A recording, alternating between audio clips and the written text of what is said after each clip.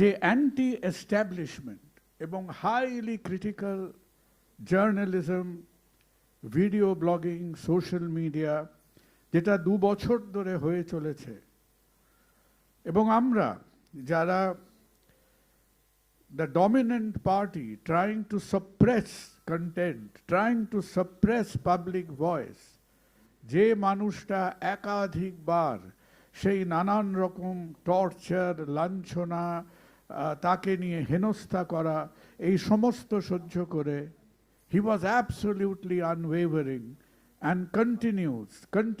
You may not agree with all his content, but you cannot disagree with his focus. আর একজন যদি digital media থেকে এই ঝড় ঝাপটা সহ্য করে তার ফোকাসটা চালিয়ে গিয়ে থাকেন গত 2 বছরের ওপর সময়, আজকে আমরা অত্যন্ত বাধিত। সন্ময় আমাদের কাছে এসছেন, সন্ময় বন্দ্যোপাধ্যায়। Sanmoy, thank you. শ্রদ্ধেয় সঞ্চালক ডক্টর কুণাল সরকার এবং মঞ্চে মোশনের পক্ষে বিপক্ষে সকল সুধীজন, আমার আজকে শুরুটা করছি এই কারণেই যে অডিওটা ভাইরাল হয়েছে সেটা সত্যি এবং আমার নেওয়া। আমি লজ্জিত, আমি ক্ষমা প্রার্থী। এই ঘটনা পশ্চিমবঙ্গে ঘটছে, বাকিটা ইতিহাস আপনারা জানেন, এআই জেনারেটেড নয়। আমি এইটুকু কথা বলে আজকের যে সমাবেশ, এখানে সমাবেশ বলবো না, আপনারা সমবেত সুধীজন এসছেন, পরিবর্তন, উচ্ছ্বাস, হতাশা এর কি পুনরাবৃত্তি হতে চলেছে? আমি সঞ্চালক মহাশয়কে আমি একটা ধন্যবাদ জানাবো যে হতে চলেছে জিজ্ঞাসা চিহ্নটা তিনি রেখেছেন।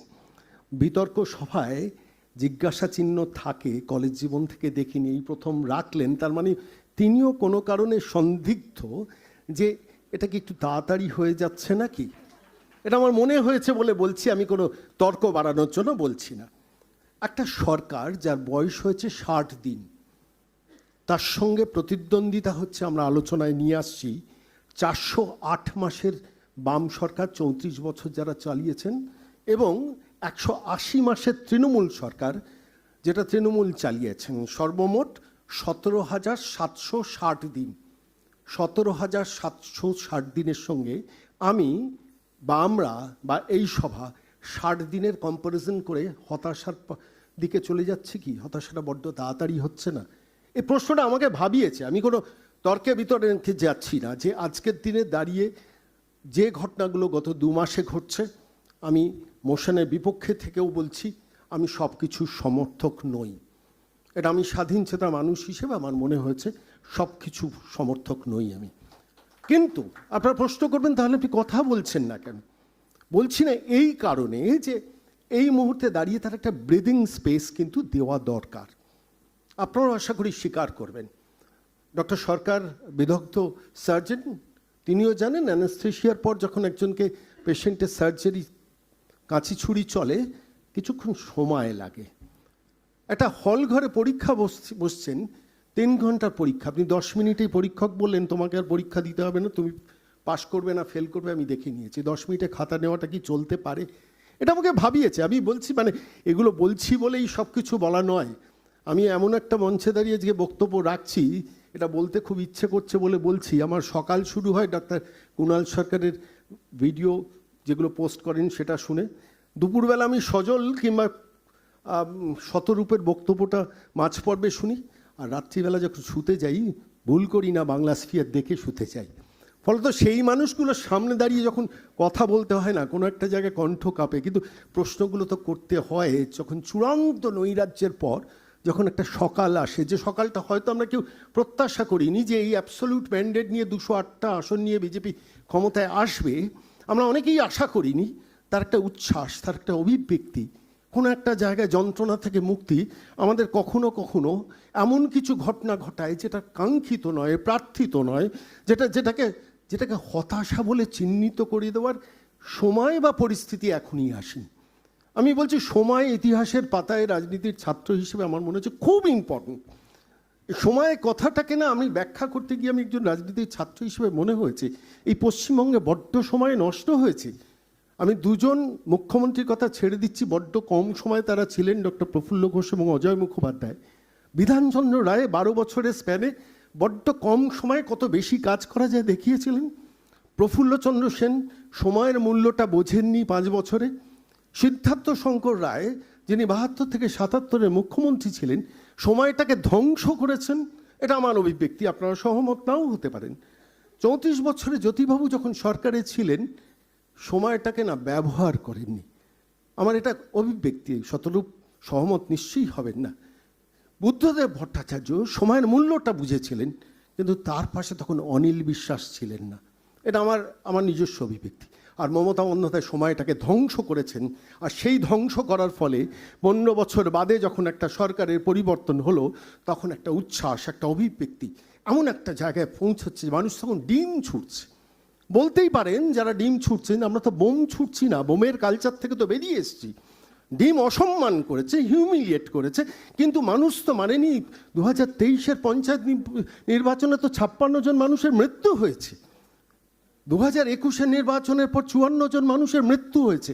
আমাদের ডিমে কতজন মানুষের মৃত্যু হয়েছে? কিন্তু সেটাও কাঙ্ক্ষিত নয়। যখন রাজ্য বিজেপির সভাপতি শ্রমিক ভট্টাচার্য বলেন ডিম বঙ্গ সংস্কৃতির অঙ্গ নয়, ছুঁড়বেন না, যখন সেই ডিম তারপরেও ছোঁড়া হয়, কোনো একটা মনের কোনো প্রশ্ন জাগে।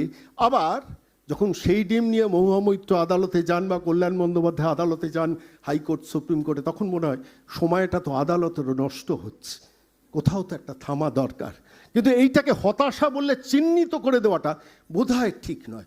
2 মাস বড্ড কম সময়। আমি ব্যক্তিগতভাবে অনেক কিছুই মনে করি, তাতে কি এসে গেল? কিন্তু একজন সাধারণ নাগরিকের কণ্ঠ থেকে মনে হয় ভালো তৃণমূল খারাপ তৃণমূল হতে পারে না। যিনি ভালো তিনি ভালো, যিনি খারাপ তিনি খারাপ।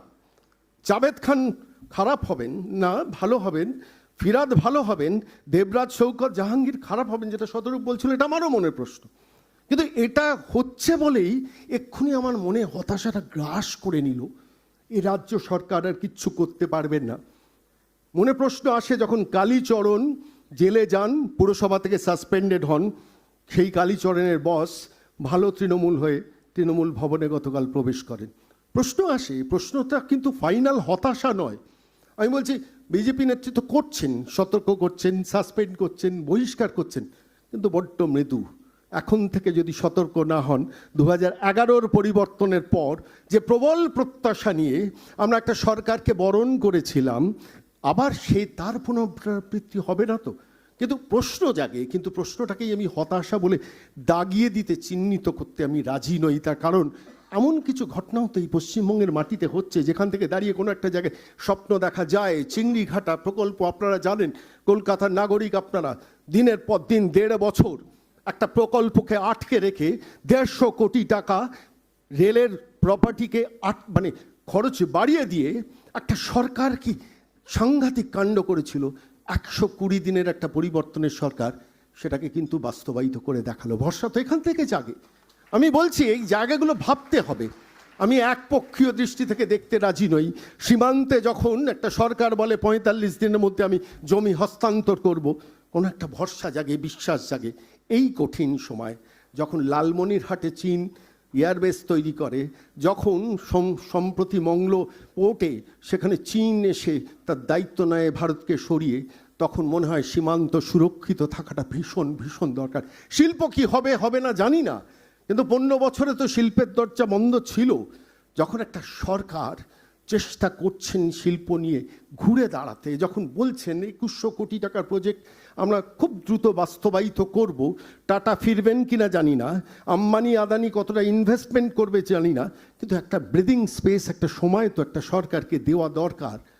একটা সরকার যখন বলছে আমরা কলেজের ইউনিয়ন রুম সংস্কৃতিটাকে ধ্বংস করে দিয়ে পরিচ্ছন্ন করব, তখন একটা বিশ্বাস তো রাখা দরকার। কেন বিশ্বাস হারানো পাপ। সে বিশ্বাস যদি একটা নতুন মানুষের নির্বাচিত একটা সরকার যদি চেষ্টা করে তৈরি করতে, কেন আমরা দেব না? একটি পরিবার কি ধ্বংসাত্মক লীলা ঘটিয়েছেন বলুন তো।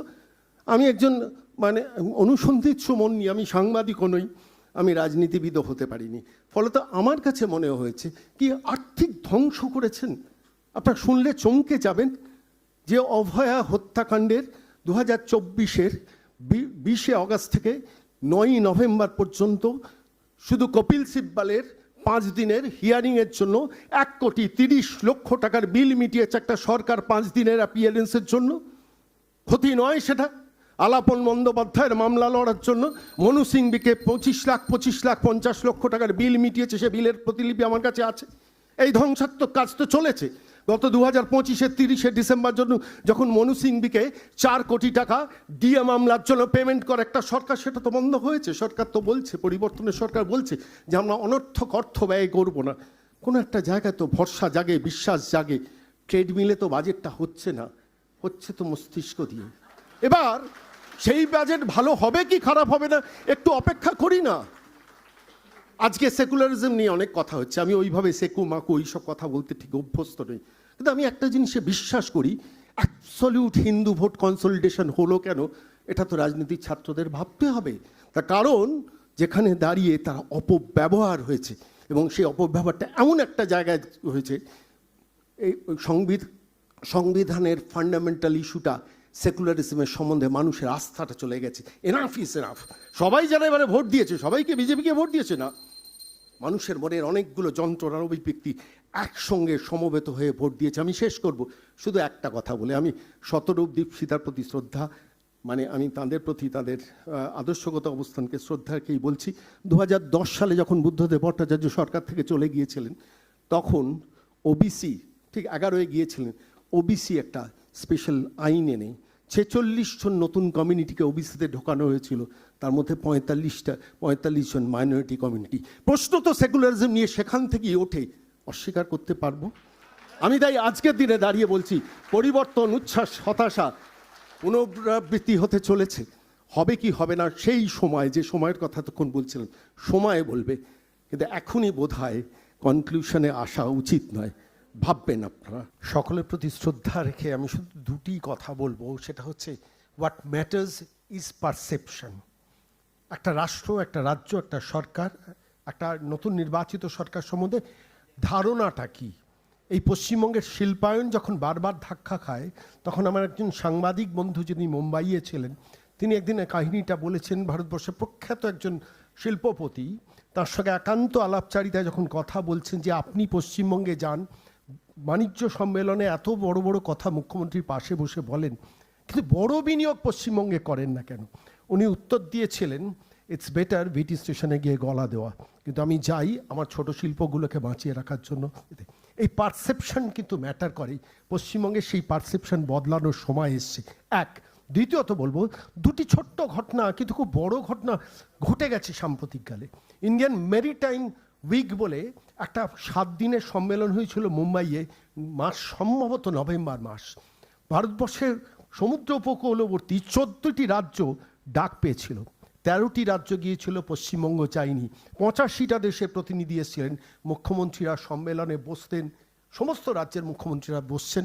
কয়েক লক্ষ কোটি টাকার বিনিয়োগ বিদেশ থেকে এই ভারতবর্ষে এসেছিল, পশ্চিমবঙ্গ বঞ্চিত হয়েছিল। West Bengal Indian trade promotion কাউন্সিলের মুম্বাই, এই দিল্লিতে একটা বড় শিল্প সম্মেলন হয়েছিল সম্ভবত অক্টোবর মাসে। সারা ভারতবর্ষের সমস্ত রাজ্য গিয়েছিল, পশ্চিমবঙ্গ ডাক পাওয়া সত্ত্বেও চাইনি। আলটিমেটলি শিল্পপতিদের অনাস্থাটা আমাদের ঘিরে ফেলেছিল। সেইখান থেকে বেরোনোর একটা অবকাশ এই সরকারের সময় এসছে বলে আমার বিশ্বাস। আমার শুধু শেষ করব একটা কথা বলে, আগের আমি সবার প্রতি শ্রদ্ধা রেখেই বলছি, জ্যোতিবাবু ইসরায়েলে গিয়েছিলেন, কোন শিল্প পশ্চিমবঙ্গে এসছেন, আমি শ্রদ্ধা রেখেই বলছি, আমি কোনো অশ্রদ্ধা রেখে বলছি না। সুমনদার সঙ্গী ছিলেন। মমতা বন্দ্যোপাধ্যায় রোমে গেছেন, গান গেয়েছেন, সম্ভবত সুমনদাও সেই ইয়েতে ছিলেন, অনুষ্ঠানে ছিলেন। রোমের পথে গান গেয়েছিলেন, সুমনদা গান গাননি, পাশে ছিলেন, অন্যদিকে ছিলেন। সিঙ্গাপুরে দেবকে নিয়ে সাফারি পার্ক ঘুরেছিলেন, লন্ডনে গেছেন, অনেক জায়গায় গেছেন, সম্প্রতি স্পেনে গেছেন। সৌরভ গাঙ্গুলির শিল্প পশ্চিমবঙ্গে এসছে, আপনারা জানেন, আমি সেটাতে যাব না। আমি বলছি at the end of the day Paschimbanga কিন্তু বঞ্চিত থেকেছে, প্রতারিত থেকেছে, তার কারণ পারসেপশনটা পশ্চিমবঙ্গ সম্বন্ধে বদলায়নি। হিয়ার ইজ এ টাইম যেখানে পশ্চিমবঙ্গ সম্বন্ধে একটা পারসেপশন বদলানোর সময় এসছে, এবং অবশ্যই সজলদের কাছে অনুরোধ থাকবে যে ডিম সংস্কৃতি থেকে পশ্চিমবঙ্গকে বার করে নিয়ে এসে ওই দিকে ধাবিত হতে হবে, যেখানে হকাররা, যাদের জন্য দীপশিতা শতরূপরা আন্দোলন করছেন, ওই হকারের ছেলেমেয়েরা সেই শিল্পে চাকরি পায়। ভালো থাকবেন, নমস্কার। আশা করি আমাদের জেতাবেন। নমস্কার।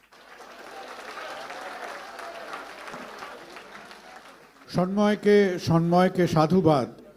কারণ একটা বিতর্কের মঞ্চে যাকে বলে একটা প্রথাগত গোষ্ঠীবদ্ধ আলোচনা না করে সন্ময়ের মধ্যে সেখানে তার সেই ইন্টেলেকচুয়াল ইন্টেগ্রিটিটা আছে যে কথাটা বলার, যে he speaks as an individual and does not subscribe to collective hard instinct.